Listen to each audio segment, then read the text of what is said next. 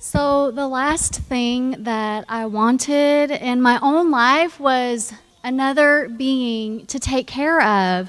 My hands and my house were literally all full up. There was no more room at the inn.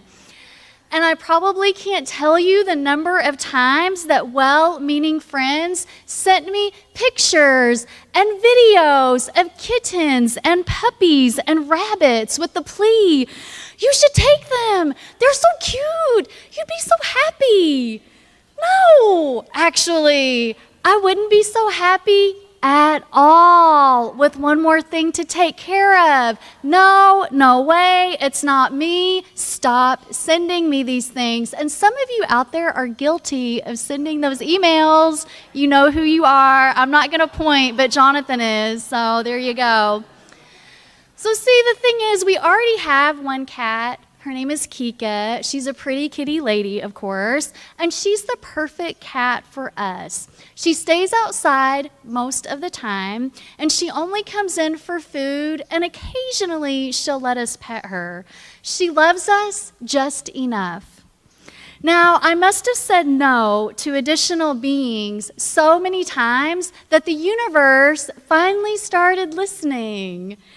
And on May 30th of this year, Memorial Day, the universe paid us a visit in the form of our neighbor, Greg.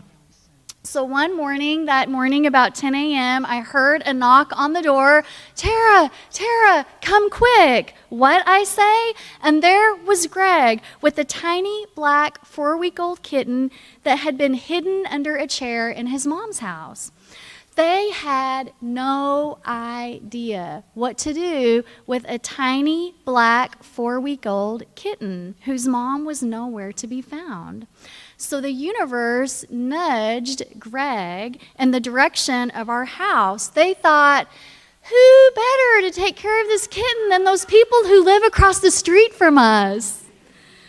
So our eyes as big as saucers as we looked at this tiny black 4-week-old kitten, it was thrust into our hands. Collectively, we took one look at this scrappy, scared, shaking, most adorable little kitten, of course, that ever walked the earth, and we immediately said yes, and we welcomed him into our family. We thought about bringing him today and decided it would be way too chaotic for a church service. Our 10-year-old named him Braven for the blue eyes he had at 4 weeks and for his black fur, a blue-eyed raven, Braven. He certainly was brave to enter into our household of 4 extroverts, 1 introvert, and 1 very independent adult cat, Kika. So I know that this story is not unique to me. So many of you relay your own sweet stories of animals that you've rescued from abusive situations or neglectful homes. Animals who suddenly have turned up in our lives and found a place in our hearts and homes. When we do this, when we offer love and care to animals in our midst, we often will call it an act of mercy.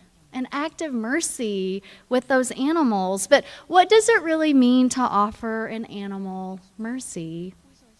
And what does it mean to have mercy, not just for an animal that's become part of your family, but having mercy for all non-human animals that are part of creation?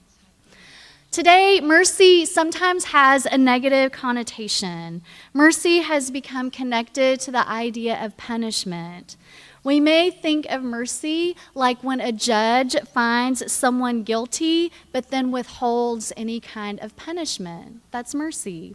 It suggests a power imbalance between 2 unequal parties. We're familiar with the phrase begging for mercy. Begging for mercy. But the word mercy actually derives from root words that mean exchange or transaction. Words that connect, implying some level of mutual responsibility or shared intention. In the book Mystical Hope, writer Helen Luke's analysis of the word mercy is shared. The root meaning of exchange persisted and developed in another context. Its meaning deepening through the French word merci, to grateful response and kindness of heart, and finally to compassion and forgiveness. Mercy is the ultimate exchange that when we come to a final letting go may reveal us to the whole. When it comes to our relationship with animals, it doesn't require a mental leap to think about that relationship as being one where we offer our own compassion, our own kindness of heart to the animals. But do we consider what we receive in return, what their part of the exchange is, other than their seemingly unconditional love for us? Thomas Merton, Catholic theologian and mystic, offers his own understanding of the word mercy. He says it's connected to the Hebrew word hesed, which means a fierce, bonding love. Hesed may seem familiar to you if you were part of our installation ceremony in June, where we sang Olam Hesed Ibaneh, I will build this world from love. Olam Hesed Ibaneh. Sound familiar to those of you who are here? I will build this world from love. Merton writes, Hesed, mercy, is fidelity. It is also strength. It is ultimate and unfailing because it is the power that binds one unto another in a covenant of hearts. A covenant of hearts. Mercy is the power that binds us into that covenant. So we Unitarian Universalists know a little something about covenant, do we not? We say we are a people of covenant, not creed. That is that our actions together that matter most here, not any kind of words that we would all agree on, every definition, but it's the power of our relationship that we build. That's our foundation. Covenant means that we're in sacred agreement, sacred relationship with one another. And some of us at True expand that relationship not only horizontally here, but we may put it a little vertically or a greater horizontal meaning when we include the holy as well. So when I say to you today that I want you to do all that you can to have mercy for all creation, what I'm saying is this. To extend your covenant with each other, to include our creation that holds us and sustains us. And understand that that creation isn't something that's out there, disconnected from our daily lives, completely separate from us, but it absolutely includes the animals that are within our midst.